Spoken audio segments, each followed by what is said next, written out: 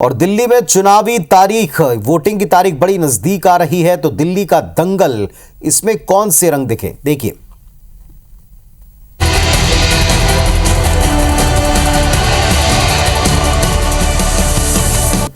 अभी तक तो वादों, पोस्टर वॉर और कैश फॉर वोट, इसी पर जुबानी जंग दिल्ली में छिड़ी थी, लेकिन अब इसमें रामायण पूरी तरह से शामिल हो चुकी है। दरअसल हुआ यह है कि अरविंद केजरीवाल ने रैली के दौरान रामायण का एक जिक्र, एक प्रसंग रखा, जिसमें एक गलती केजरीवाल खुद कर बैठे। बीजेपी ने इसे लपकने में देर नहीं की और केजरीवाल को चुनावी हिंदू कहकर निशाना साधना शुरू कर दिया। देखिए।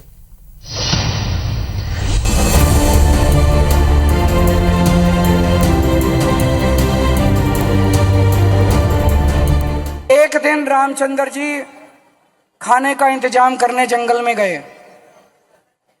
माता सीता को अपनी झोपड़ी में छोड़ गए और लक्ष्मण को बोले कि तू सीता मैया की रक्षा करेगा। इतने में रावण आया, सोने का हिरण बन के आया कि नहीं आया? सोने का हिरण बन के आया। सीता मैया लक्ष्मण को बोली मेरे को ये हिरण चाहिए।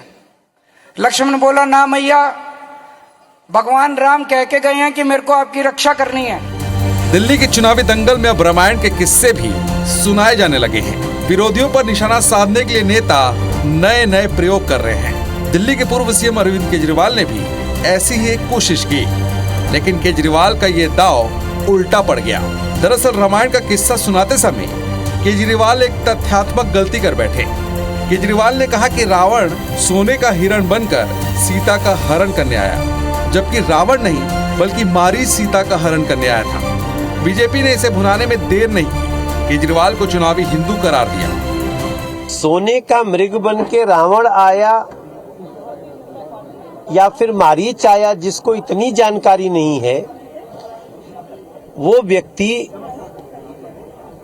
अपना परिचय स्वयं दे रहे हैं कि उनका सनातन से, रामायण से, राम जी से, सीता जी से कोई मतलब नहीं है।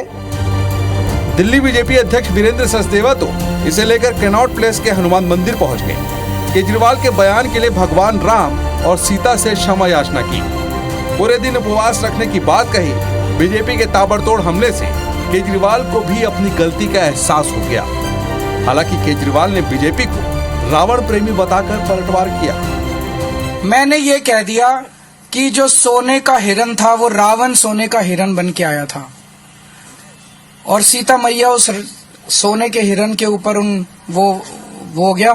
तो उन्होंने ये कह रहे हैं कि रावण नहीं बन के आया था, मरीची राक्षस बन के आया था। पूरी भारतीय जनता पार्टी आज धरने पे बैठी है मेरे घर के सामने कि मैंने रावण का अपमान क्यों किया। राक्षसी प्रवृत्ति है इन लोगों की।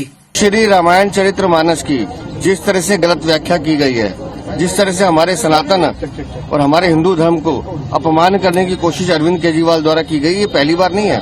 ये अधर्मी लोग हैं। इनकी नानी इनको क्या सुनाती थी हमें नहीं पता, लेकिन ये कहते थे कि राम मंदिर नहीं बनना चाहिए। आज चुनाव सर पे है तो इनको राम मंदिर के सब सारे मंदिर याद आते हैं। दिल्ली के सियासी दंगल में रामायण के इस एंगल ने नई महाभारत छेड़ दी है।